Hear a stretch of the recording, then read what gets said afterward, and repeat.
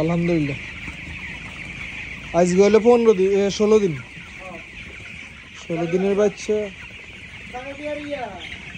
না না না না না না কোনো দরকার নেই তো বসিগুলো জুড়ে রাখবেন হ্যাঁ না আলহামদুলিল্লাহ আর ওই পর্দা দেনে হুড়ে রাখছে না পর্দা হুড়ে রান যেত না পর্দা একটু নামাই দিতে হইব হ্যাঁ